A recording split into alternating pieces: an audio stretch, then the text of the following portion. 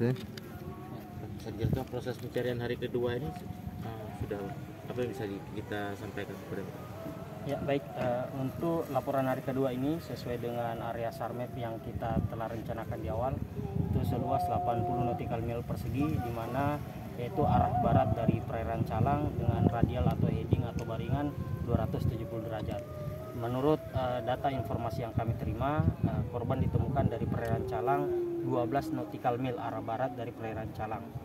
Seperti itu, kemudian korban dewasa diperkirakan umur kurang lebih 35 tahun. Sampai hari kedua sudah berapa korban yang bisa dievakuasi? Jadi total mulai dari hari kemarin hingga hari ini itu ada 4 jenazah yang berhasil kita evakuasi bersama dengan tim SAR gabungan. Ini operasi ini berlanjut atau dihentikan?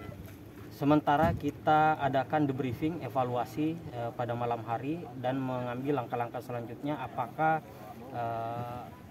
proses evakuasi jenazah ini akan dilanjutkan ataukah dialihkan atau standby, namanya standby kesiapsiagaan. Dari informasi warga kan ada beberapa mayat yang terlihat di laut. Itu sebenarnya nggak dapat lagi atau seperti apa?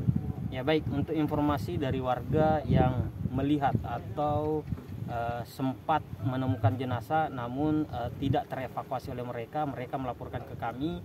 Namun berdasarkan informasi tersebut dengan kondisi arah laut dan posisi korban yang sudah menjauhi perairan Calang, diduga korban sudah masuk ke arah utara menuju perairan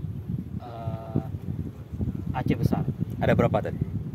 Informasi kami tidak bisa pastikan ada berapa, namun berdasarkan informasi dari nelayan ada beberapa yang ditemukan. Cuman jumlah pasti korban kami belum bisa tentukan berapa karena kami tidak melihat secara langsung oleh tim SAR gabungan.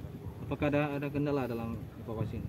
Ya, kendala dalam evakuasi ini adalah penentuan titik koordinat dari korban itu sendiri. Entah itu ini kita tidak bisa duga sementara, berdasarkan dengan temuan, dengan laporan yang kami terima, kami tindak lanjuti sesuai dengan SOP yang kami miliki, sehingga ini titik tentang titik duga tentang jenazah ini di mana keberadaannya, itu yang kesulitan kami untuk melakukan perhitungan secara sistematis dan terukur.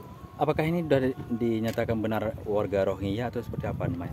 Dalam pertanyaan itu kapasitas apakah ini warga Rohingya atau warga lokal, kami tidak bisa menjawab karena ada pihak yang lebih berwenang untuk melakukan identifikasi terkait dengan korban tersebut.